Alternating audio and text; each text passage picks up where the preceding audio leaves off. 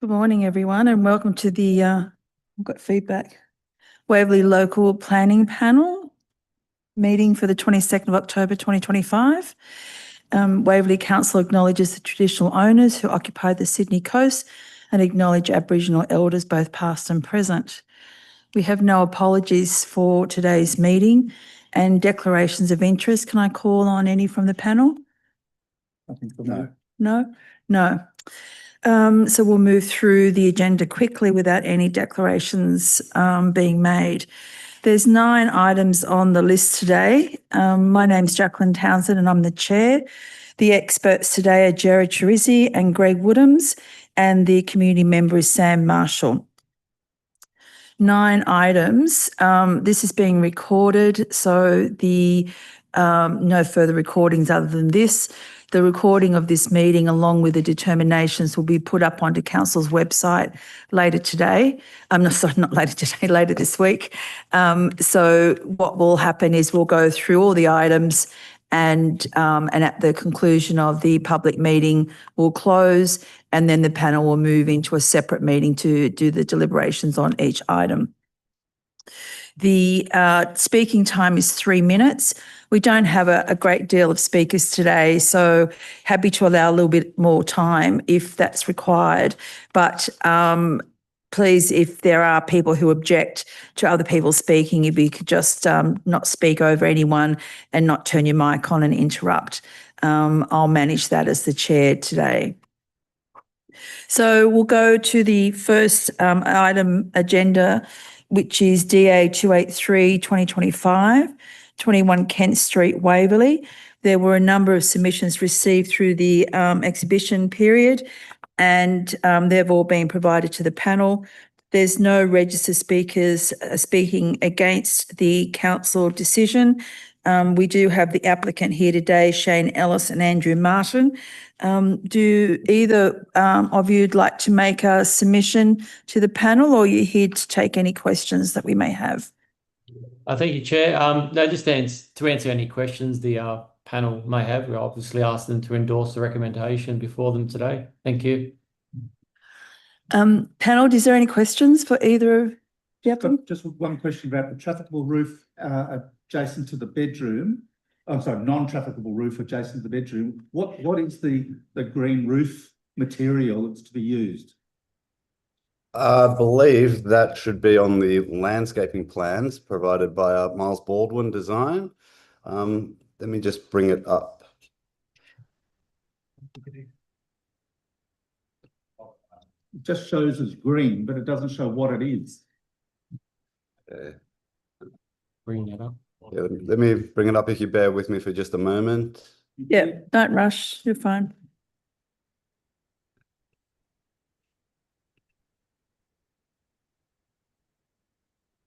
It's just there. Wow.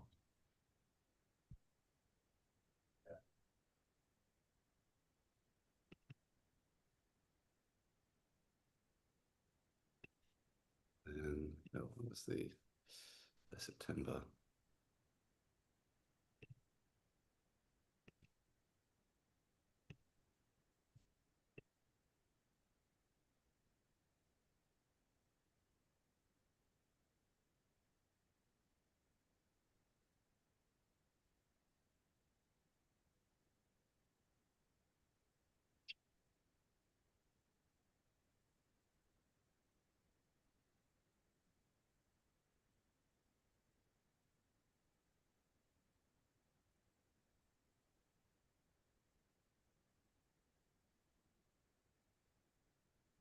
Okay, apologies. That should have probably had an extra note. There is typical details on the soil profile and minimum soil depths and the planting schedule for zone 4 planting. Planting schedule per zone 4 planting. Let me just go there.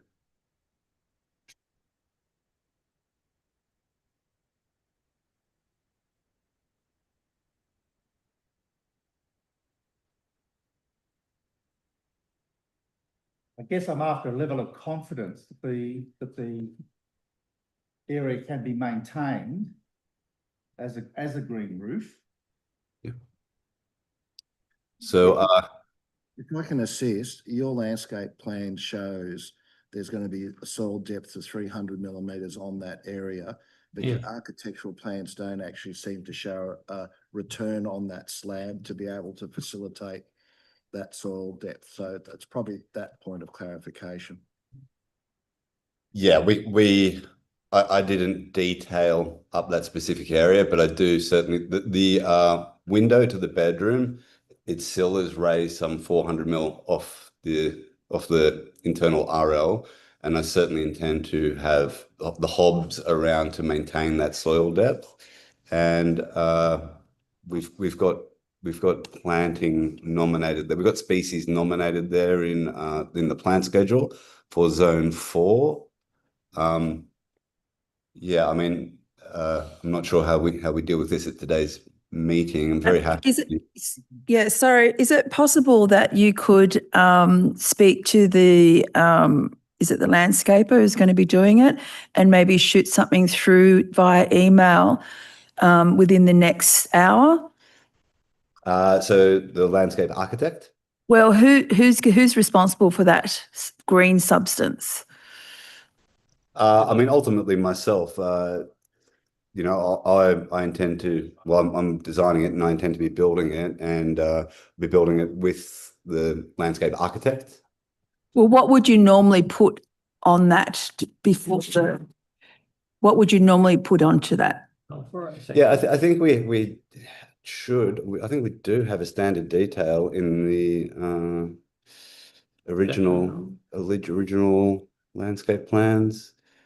So I think, sorry, Sam, our community member's got a question. Just hang on. if I could jump in there, that might clarify it. So where your plant schedule is, there's a column that says zone 4, and the only thing that turns up there is 230, which is for pig face. So one can assume that's pig pace out there. Would that be right? Yes. Also, on the Just pig landscape, face. sorry, the landscape plans, so typical detail on page. It's drawing 02. They're drawing 02. Yes. There's also typical details on drawing DA45 that shows the soil depth in the hob. Yes, I have that. This is 300 millimetres. Just that the architecturals don't show, as far as I can see, any upturn to accommodate soil. If you go to your southern elevation of your architecturals, and I guess that's why the question's being raised. Yes. I commented on it a moment ago. I think it's just your parapet. You got the slab, but you don't actually showing the parapet, which obviously is required to actually hold the soil. So you can see the window, which has got a sill height, which is the 400 you're saying. And obviously clearly at 300 of soil, that'll be underneath your sill.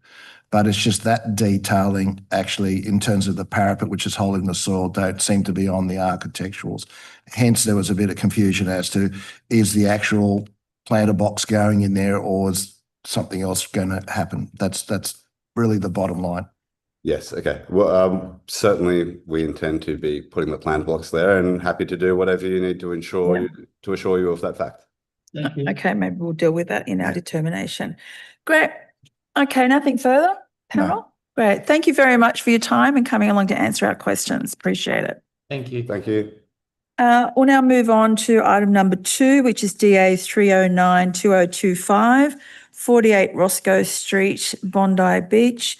There were no submissions received for this application, and the applicant, no objectors registered to speak. We've got the applicant planning person here, Lee Cosnetta and Alex Smith. Do either of you want to present, or are you here for questions? Thank you, Chair. We're really just here for any questions you might have. We endorse the recommendation of the report and all of the conditions contained in it. Thank you. Panel, are there any questions for the applicant's representatives? Yes, we've got a question for you from Mr. Tuisi. Jerry? Yeah. Just quickly, the Question about the lift overrun. I've noticed that you've got a lift, which is not an issue, but I'm trying to understand whether or not, that there's going to be actually a lift overrun punching through the roof, because it's not really clear on the plans which I saw. So I wouldn't mind getting clarification in terms of that, if that's possible, please. Yeah, sure. I'm just looking through the section. Sec.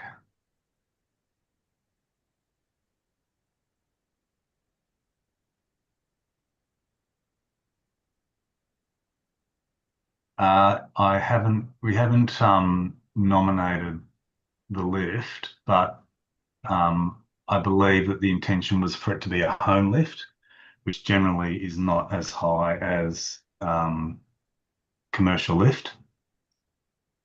But I would need to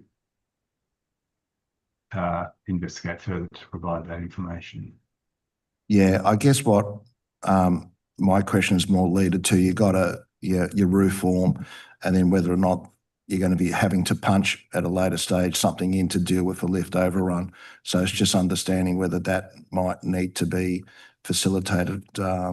Like everything, different lifts have different speeds, and therefore that determines your height of your lift overrun. So I just couldn't see any information.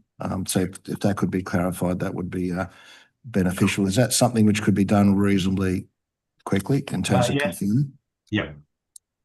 Maybe I could suggest, Madam Chair, that if that can be done ASAP, might be something we can then use when we deliberate. Yep. Is that something you could provide within an hour? Yes, I guess. Yeah. Hour and a half? No. Yeah. Yes, I think so. Yep. Yeah. I mean, as long as you can just maybe go on to specification, Schindler's Lift and all those companies have a lot of specifications. So at least we've got some understanding what will fit in there, so we know it can actually be facilitated. Yeah. My other question is the parapet. I got no issue with the parapet. I know you're saying you're going to match the bricks. Have you done any research as to whether that's actually going to be feasible? We have, yes. And we have been advised that we can get a close match. Not exact, obviously, but the intention in the design was to put a slightly different shade band between the old and the new to delineate and, show the stuff above it. What you're saying, yeah. Yeah. So basically, you use that band as a transition between the two bricks, so it's not a continuation of the same brickwork. Correct. Yeah. Yeah, understand. Yeah, makes sense. Say something about No, the only other thing I was going to say, I note also that we've now got an updated 4.6, which I noticed the original 4.6 had reference to the planning agreement as justification, but I note that's been removed. So thank you for that. Thank you.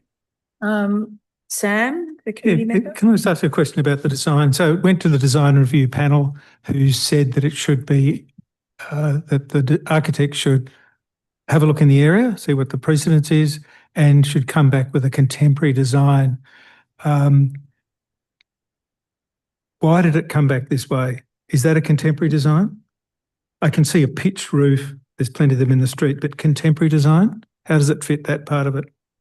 Are we talking about the last panel meeting or the one before that? I'm not sure which one, but in our minutes it says that it went to the design review panel to say it should be of a contemporary nature, and I think this has gone back to them. Yeah. And now it's come to us. Because Lee, you might be able to. Yeah, I can add some context to that. So when the first application was withdrawn, there was that discussion about seeking a contemporary design at the roof level and promoting the idea of a pre-DA that was then forwarded again to the Design Excellence panel, as well as this DA going to the Design Excellence panel. And there was discussion in pre-DA and in the DA forum about whether or not the form should be exclusively contemporary and very different to the building, or if it should be a bit of a nod to the building with a pitched roof. And there are a number of examples in Mitchell Street and others where buildings like this have received this type of treatment, and it's been received more favourably from council. The sort of highly contemporary addition on an interwar building can only really be done in certain circumstances, and the streetscape here is quite consistent. And so the design excellence panel and the architects are pretty keen to keep it modest and similar rather than sort of spaceship on top design. So it was a sort of not a collective decision, but it was the direction we were steered in as well. But Thank you. I'll add that the design is contemporary in that it's got a lightweight appearance of and mostly glass facade facing the two street fronts with a simplified roof that relates to the area. Thank you. Nothing further? From me, thank you. Right. Thank you very much for your time and coming to answer our questions. Appreciate that. Thank you.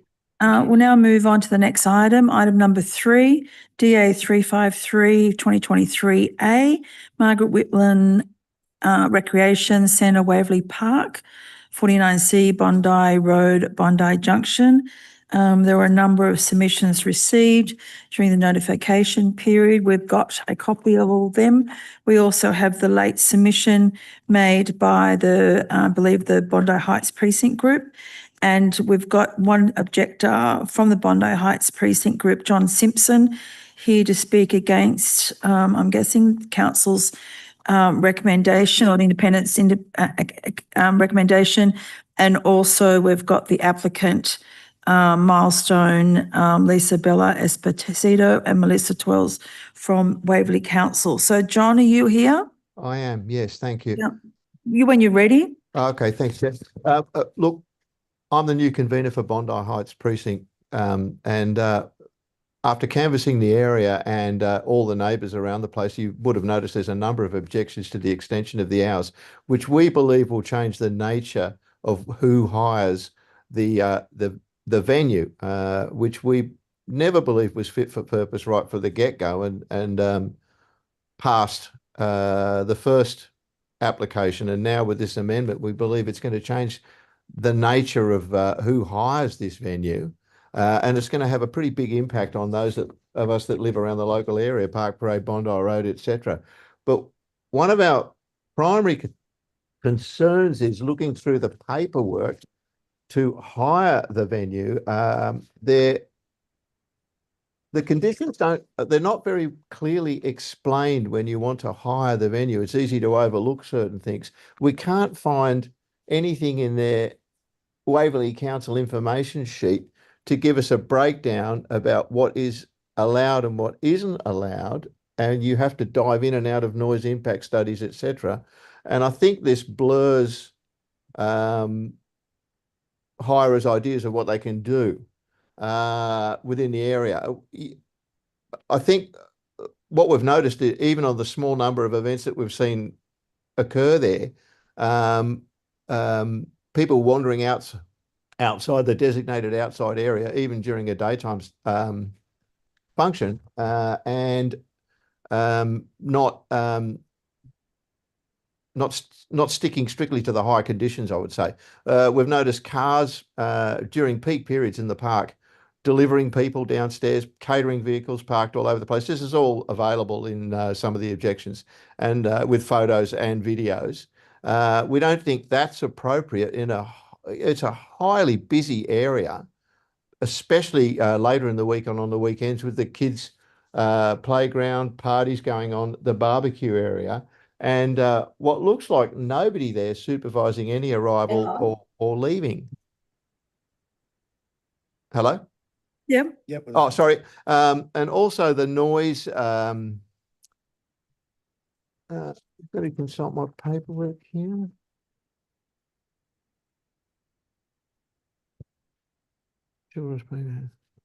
Yeah, it's not terribly well lit on the way through.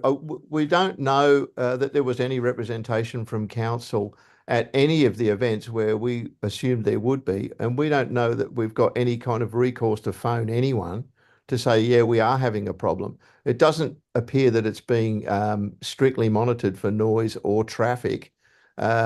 couldn't find any and we were over there, couldn't find any council staff and no clear enforcement of where you could and couldn't go, and also volume. It's extending this till 11 o'clock at night.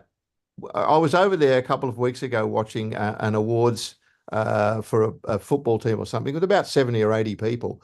Had an SPL meter, and it was measuring at peaks with Yahooing at around 95 dB, which is quite loud, but it's an afternoon event.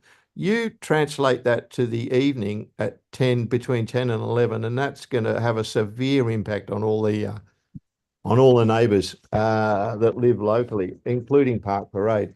I mean, the room is terribly reverberant, as you can find from the noise reports and the appraisals. We, on our very first objections, got professionals in to do some appraisal work that just contradicted whatever VPM came up with, who are industrial noise measurers, not the random noise measures of an event. So, look, I'll make it quick. We don't think it's a suitable venue for what they're applying for to run that late. No other venue listed runs past 10 p.m., including Bondi Pavilion. That, and I think Thomas Hogan, is the only two venues that are allowed to run till midnight.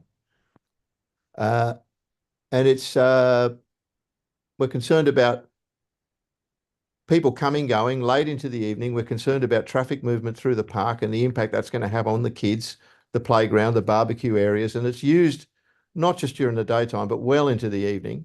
So look, in summary, we support Waverley Council's rejection of the extension of the hours. We support Waverley Council's rejection of a 5-year extension of this trial period with those extended hours. We support Waverley Council's recommendation of a 2-year extension of the trial period as it stands. And we'd like some clarity on the conditions concerning the noise, and to all hirers in clear language of the limitations of the community room. And we should restrict vehicle access absolutely for deliveries or arrivals for functions and things like that. It's too busy an area. It's just not built for that sort of purpose. We would think that what would be more appropriate is to include it in the council, a function room in the council chambers upgrade or redevelopment. Now, John, I'm just going to, John, thank you. I'm just going to jump in there. Yeah. I just thank you for that submission. It's very helpful. The application before us today is a modification solely on the hours. So a lot of the other things that you've made submissions on are for another day. We're simply here to decide on the hours as proposed in this report. So that's all we can look at. Well, it's the noise impact and the extension of the hours, which we will believe will change the nature of the type of people who want to hire the event. Yeah, great. Thank you very much. We agree that's going to have a very serious effect on all of us around. Thank you, John. Thank you. Thank you. Is there any questions for John of the panel? Just whether John's aware of the plan of management that applies to the park generally and to this facility. John, are you aware of the plan of management? Upgraded or the original? The original. Oh no. It's the plan of management that was approved that this application is modifying regarding the times. No, I'm not. So it was July 24. Yeah. So I think it's worthwhile for you to grab a copy of that plan of management, and that provides a complaints mechanism that sets out what functions can and can't happen, the hours of use, and what the expectations would be for hirers. And that's also part of the controls that apply to the site. Yeah, but the terms were pretty broad. I mean, it says in there what the type of events like training, this light impact exercise classes, but celebration seems very generic to us. Sure. Very broad as a description, and a lot of things would fit under that description. John, I give you the job of defining celebration, because celebration to you may be a totally different definition to celebration to other people. That's my point. Yeah, exactly. All right. Well, thank you. Nothing further? No. Great. Thank you. Thank you for your time. Thank you. Thank you. We'll now move on to Milestone, who did the report. Lisa, you're here? Yes. Thank you, panel chair. My name's Lisa Bella, and I prepared the plan of management, the original development application lodgement, and also the modification. I might just start on the point that was raised by the Bondi Heights precinct and their late submission. I obtained a copy of that submission, and I think it's important to note that the submission cites an event that occurred in the community room in October 2023. This event was before the original DA was actually lodged to council, which was lodged to council in November 2023. So I think that it's important to understand that council are being very diligent in lodging a DA, because the use of the function room and community room was never stipulated in the original development consent for the overall site. And therefore, so that we had some robust conditions of consent that mitigated impacts, we, on behalf of Waverley Council, lodged a DA. And that original DA was approved on the 26th of June, 2025. And at that time, when it was approved by the panel, a comprehensive set of conditions of consent, including a comprehensive plan of management that must be implemented for the management of the venue, commenced and applied. Therefore, there was no consent in place in October 2023. I also think it's important for the panel members to understand, as part of our assessment and reporting, I was in close contact with Council's director and Ben Thompson, Council's Director, Community Culture and Customer Experience. And since the consent's been operable, there's only been one or two events that have gone in the extended period beyond 10 p.m. And those events, there've only been 10 since the 17th of February 2024, right through to the 11th of October. So there's only been 10 events. And of those events, only two of those events have gone into the nighttime period.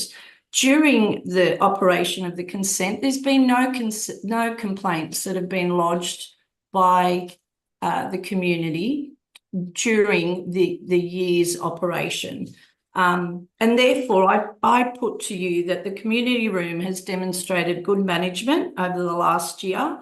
We have a development consent in place, a plan of management. In addition to that, council has to approve each and every event through their own booking system. So there's two tiers of management that occurs by council. And council officers have confirmed that there's no complaints regarding the operating hours from 10 to 12 a.m. The modified proposal seeks to provide certainty for both the use of the community room and for the residents surrounding the community room, while supporting the activation of a public asset that's there for the community. This community room is one of the best low-priced venues. When you compare it to other venues that Waverley Council offers, this is the cheaper version of if you need to hire a space. And therefore, it's important that this public asset's available to the local community, and it would be in the public interest to continue to be able to attract hirers to this community room and to support its activation, so a public asset can be well used. We've reviewed the recommendation provided by council officers, and I, as the director of Milestone and the author of the SEE, do not concur with the changes before the panel, and we respectfully request the panel adopts my original recommendation, which was to increase the base hours by 1 hour, which is permitted under the DCP, and that is a revision to condition 5. So it would just simply meaning that the base hours that aren't under a review increase from 10 p.m. to 11 p.m. that allows a reasonable bump out period for for functions that occur. So if they do end at 10, there is a suitable period for bump out to occur where people just collect their boxes and so forth and walk them back to their car. And then I had proposed that condition 6 be revised to a 5-year trial period. And the reason I proposed that and think that it's reasonable is in the interest of reducing planning red tape and additional costs to council associated with having to relodge further modification applications in 2 years' time. And it also frees up council town planning staff resources because they have to also assess the modification applications and report them to the panel. So to me, it seemed more than reasonable that a trial period for the extended hours of 5 years was more reasonable for those reasons. Thank you, panel members. Thank you. Melissa from Waverley Council, are you here to speak? I'm here for any questions you may have. Okay, thank you. Panel members, are there any questions for either? No? Great. Well, thank you all for coming and speaking. We appreciate it. And it's also very helpful to our deliberation when we deliberate this. Chair, it's John Simpson. I have one question. Yes, John. What other council assets do Milestone run? No, I'm just not going to allow that question, John. That's not relevant to this application, but thank you for coming along today and appreciate your submission. Thank you. Thank you. We'll now move on to item number 4, which is DA 302-2025, 77 Hewlett Street, Bronte. The applications for alterations and additions to a dwelling house. There was a submission received during the notification period. There is no registered speakers on this application other than the applicant, Elliot Dumanis and George Livisianis. Both are here, I believe. Yep. Yes. Would either of you like to make a submission, or are you here to take any questions from the panel? We're just here to take any questions, and obviously we concur with the thorough assessment in the council officer's report, and of course the recommendation for approval. And we do not wish to challenge any of the conditions of consent, but we are here just to assist with answering any questions of the panel. There might be a couple. There was a few questions earlier that I think need clarifying. So, Greg, would you like to ask your questions? I just wanted, can you explain what the proposed fencing around Hewlett Street is intended to be? Is it retaining the existing masonry fence and then introducing the recesses in them, or is it demolition of the entire existing fence and rebuilding a new fence? It just wasn't clear. The approach to the fences, so at the moment, there's the masonry fence that has the recesses that go into, I guess, within our boundary, and then there's a timber horizontal fence that sits above that. Yes. So we were intending to reset the masonry part so that there are no planter box set-ins that essentially maintain it, maintain the height of the masonry and maintain the timber screening that sits there at the moment. Okay, so essentially as it is at the moment. But with those recesses removed, sure. So that we can kind of plant within our boundary along that fence. Understood. I think the fence is on the boundary. The fence is on the boundary, but where you've got those planter pockets, they're inside our boundary. Okay. Thank you very much. I'll just also allude to the conditions of consent, condition 2A imposed by council, which requires a northern and eastern boundary fencing to be reduced in height and no higher than the existing boundary fence, other than in the locations of where for the swimming pool, which is required to meet Australian standards. Yes. Thank you. That's all from me. Thank you. Thank you. Anything further? That's it. Great. Thank you so much for making the time to answer our questions today. We'll determine this application will be up on the website later this week. Thank you. Great, thank you. We're now moving to item number 5, which is a DA 208-2025, Waverley Cemetery, 44 St Thomas Street, Bronte. No submissions were received for this application. There are no objectors listed to speak.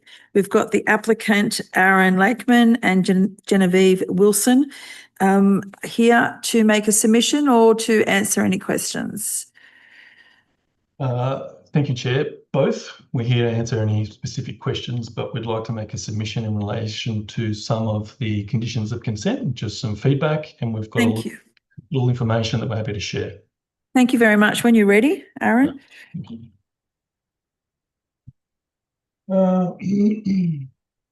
Okay, so we've just got some feedback in relation to a handful of conditions, not comprehensively major issue, but obviously very pleased to see that the recommendation for approval has come from Heritage Council of New South Wales and also Council itself. So if I jump into some of the detail here, so some of the conditions in the draft conditions number 2, and we're happy to provide this as a detailed submission to the panel after the meeting, if that helps.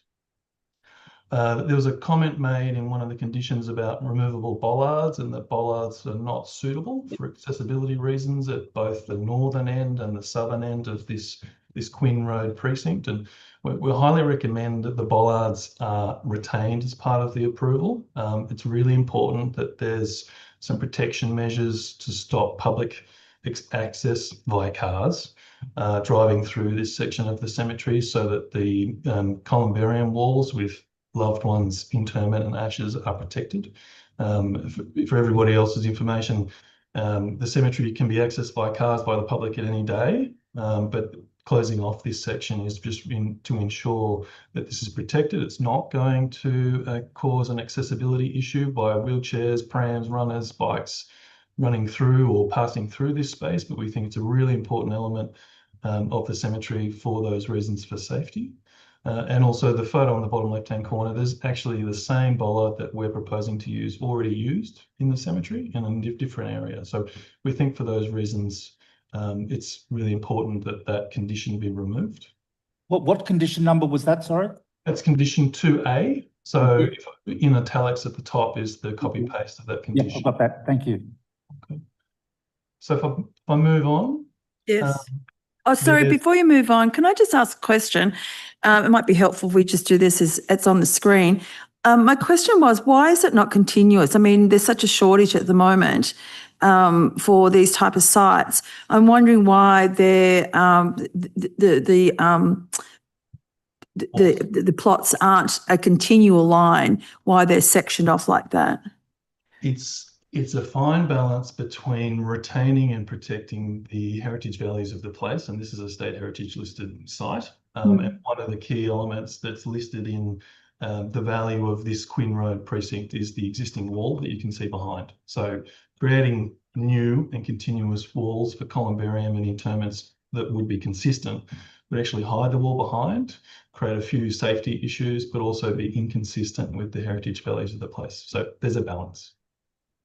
So on that question, and this is just for myself, why then would you not put them on the other side and make it continuous and maintain the visual heritage wall? It's a really good question, but the reason they're on this western edge is so that they're hidden from, the upper portion of the cemetery because it's quite steep, but also families, loved ones, and feedback is that to place your loved one in an interment wall and have them look at the ocean, and the ocean's to the right-hand side, and you have views of the ocean there, is really important. Right, okay. Thank you. And you can move on now. Just lastly, putting them on the right-hand side would create a visual obstruction to everybody else who walks through here looking out to the ocean as well. So right, certainly. Thank you. Yep, I understand. So if we move on, the next condition, it's condition 2A as well, but then it goes to B, C. So B and C both talk to removing the stone cobble feature that we have proposed on both the northern section, and this is a snip of the northern section provided in the DA. It's then mirrored on the southern section, and then equally, you saw in that CGI before, and I'll show you a little bit more after this. We've got that feature cobble on both sides of the driveway, and again, in terms of the amenity, the look and feel, and having a space that's really suitable to commemorate a person's life, we think a little bit of quality in that manner is really important.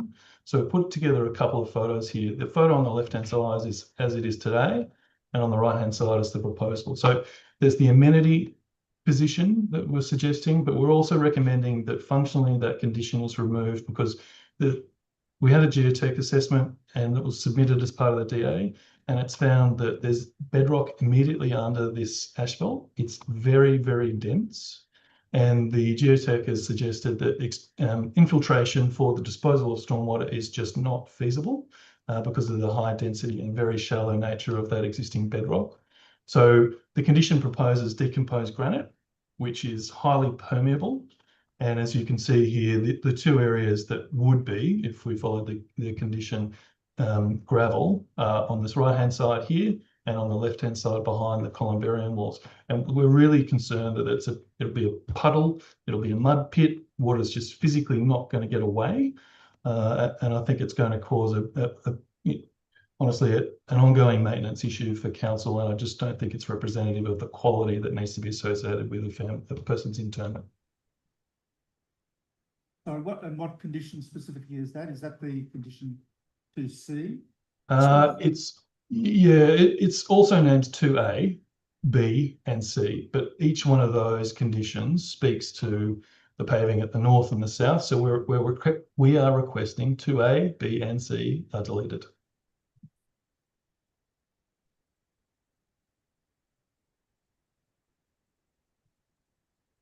If I can move on, any questions on that one? You can move on. Thank you.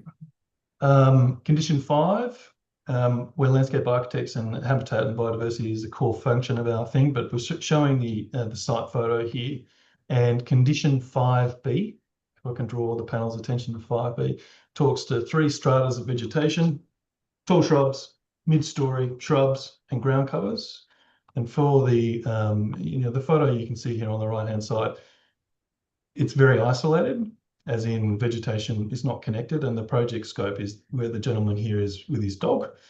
So we're fully supportive of the shrub canopy, we're fully supportive of the ground cover canopy, but we suggest the mid-story shrub layer is out of character. It would create hidey holes, hide views out to the ocean, and we support the other 2 elements, shrubs and ground covers, but we recommend the mid-story planting is not included in the conditions. That condition 5? 5B, B for Bob.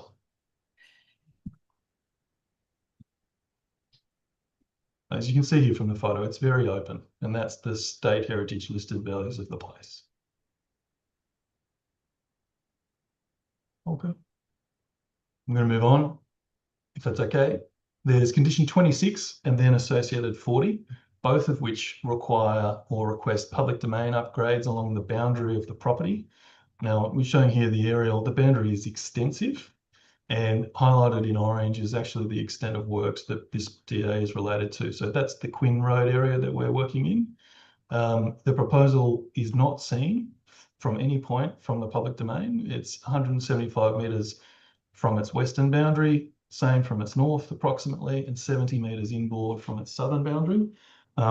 We're recommending that this public domain upgrade, trees, curb and gutter, pavement, is not critical to the project. And we suggested it's so far removed from any public domain that it shouldn't be removed from the condition because it's just not to the benefit of the project. Which condition was that, sorry? 26. Condition 26, and then by default, condition 40, because the 2 are tied together. Condition 40 is the final certificate of the public domain, of the construction of the public domain. But condition 26 is thou shalt upgrade the public domain.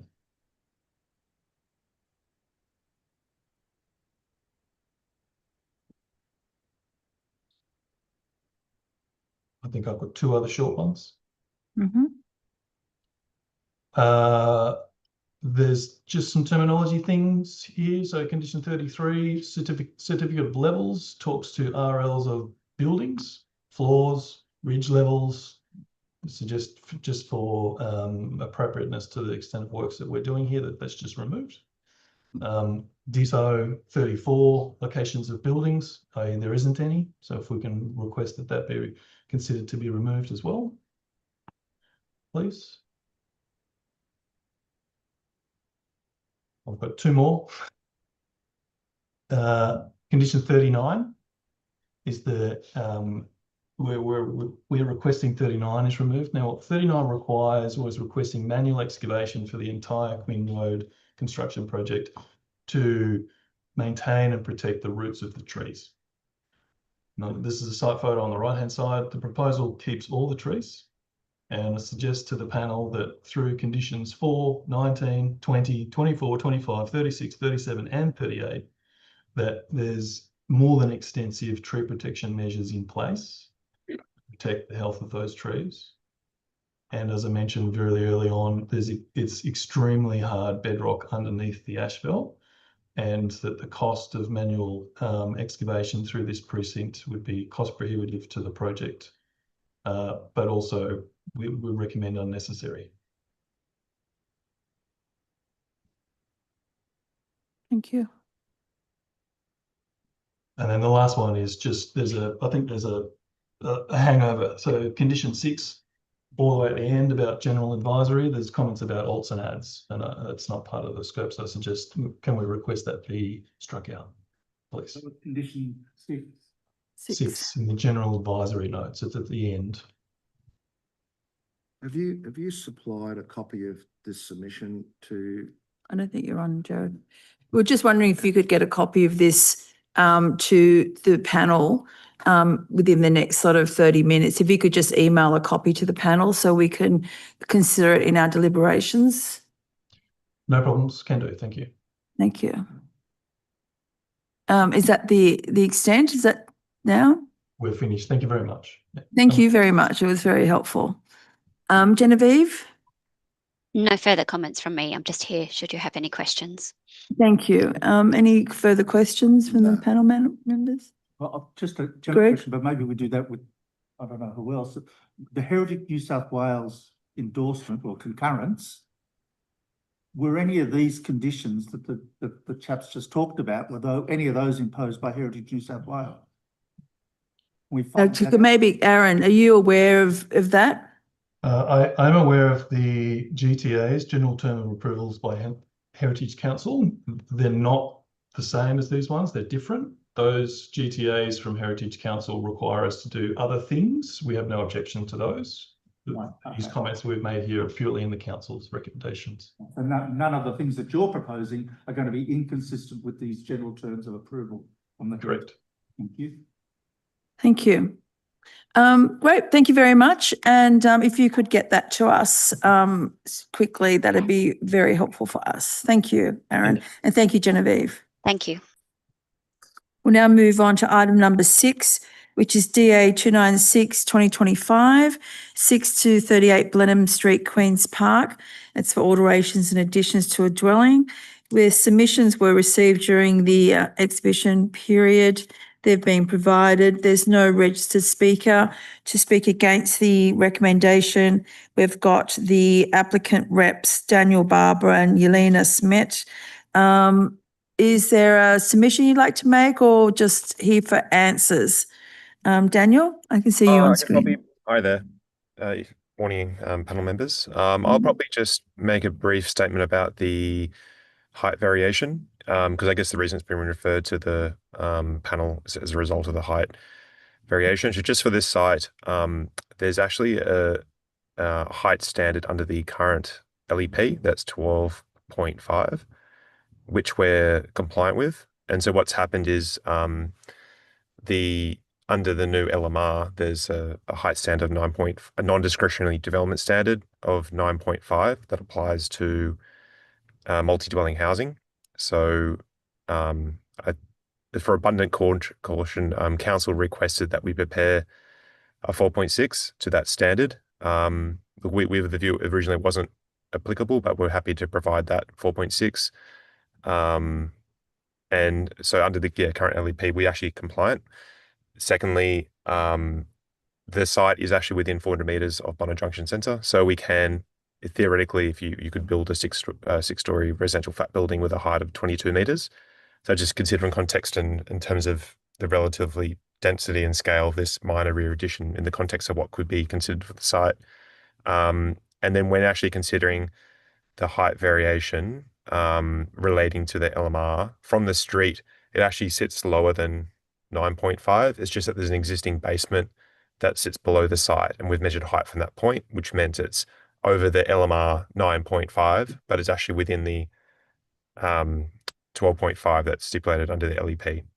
So that's probably just explained that point to you. But besides that, I have no other comments and fully support council's recommendation for approval and the conditions that have been imposed. Thank you. Any questions? Yes, Sam? I've just got one question. You don't nominate it. You don't nominate what materials this is clad in. Your finishes schedule just says it's paint. What's it actually on?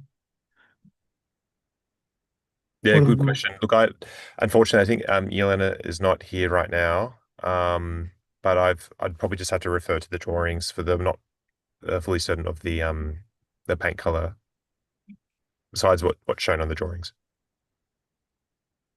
I do have a question. You said you've reviewed the conditions, you're happy with them. I know condition 2 does require you to centre the window and put a privacy screen. I just want to understand, and you're happy with those conditions?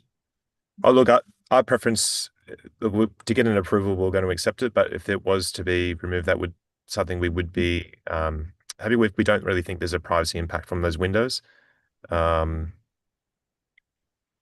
the separation of that window from any adjoining buildings or habitable rooms. Okay. I just wanted to make sure you were aware of the conditions. That's all. Thanks, Gerard. Nothing further? Great. Thank you for making yourself available, Daniel. And decision will be made later today and put up on the website later this week. Thank you. Thanks. We now move on to item number 7, DA 291-2025, which is Unit 7116118 Brighton Boulevard, North Bondi. There were no submissions received during the notification period. We have no registered objectors speaking. We have Lee Kuzneta and Alex Smith with us for the applicant. Would either of you like to make a submission or here for questions? Thank you, panel chair. We're here again for any questions you might have on this item. And if you'd indulge us in those 3 minutes, I have a 20-second update on the lift question from before that might assist the panel resolving that matter as well. Fantastic. Yes, go ahead. Okay, so on the former item with the lift, we've found that there is very highly likely a number of solutions that we can employ to get the lift into that space without breaching the roof. We have reasonable confidence in that outcome.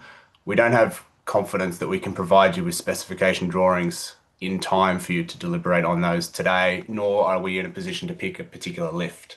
So my suggestion to the panel is we are very happy with a condition of consent, which would become condition 2D, that says that the specification for the future lift needs to be part of drawings provided to council that demonstrate there is no disturbance of the roof as shown on the roof plan.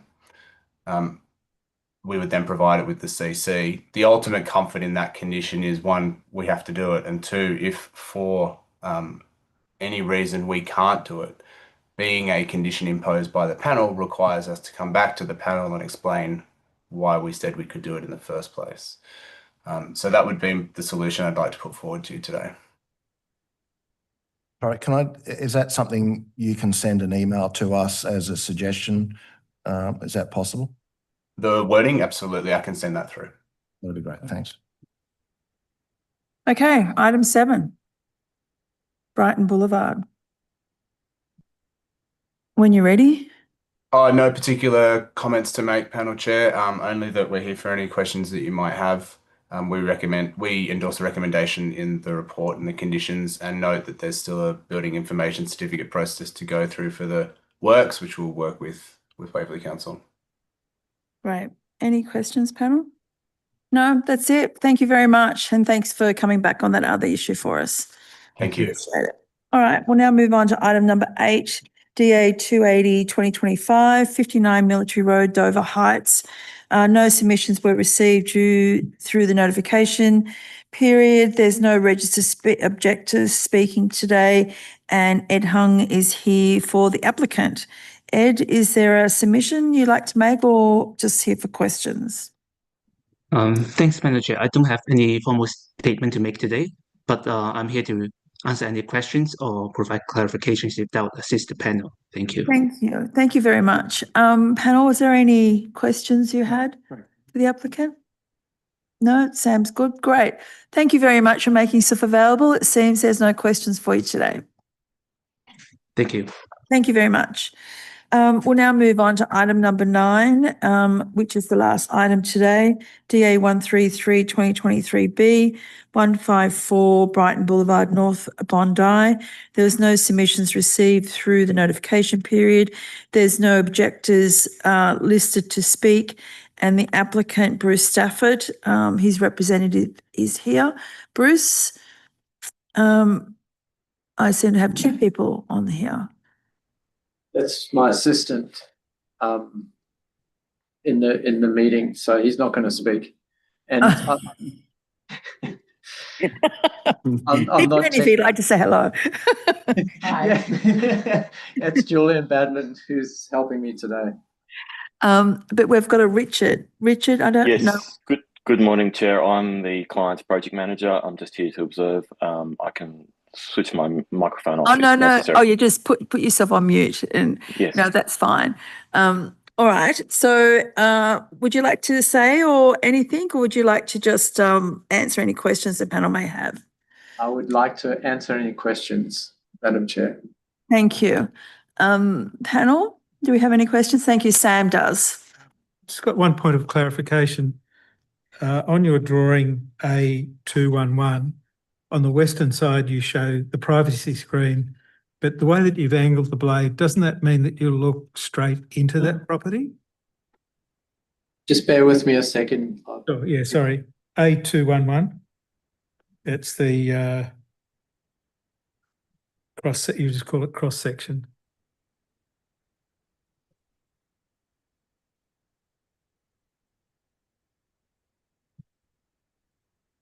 And certainly say the intention is not to look straight into the neighbour. So would you agree that the way that it's drawn, you will look into the neighbour? just bear with me a second. I'm still trying to find it. Sure. The drawing is A211. Correct. It says cross section. We don't have, so all of the drawings for this submission are numbered section 455-20 something. It's on the amended plans. Military Road. Yeah. No, this is Brighton Boulevard. Oh, I'm sorry. I think we're on the wrong plans. Just bear with us a minute. You're giving me a heart attack. No, I think there's the early. Yes, it was. I'm sorry, wrong job. Sorry. Wrong DA. As you were. No, good. I've just gone. There you go. You were useful. There was a reason why you were here. I thought we'd moved on. Great. That's good. Thank you very much. So we have nothing further. Great. Thank you very much. We'll have a decision up on the website later this week. Thank you so much. Thank you. Thank you very much. Available. Thank you. Great. There's no further items today on the agenda, so I'll close the public meeting and thank everyone for their attendance and time for today. Thank you. I close the meeting.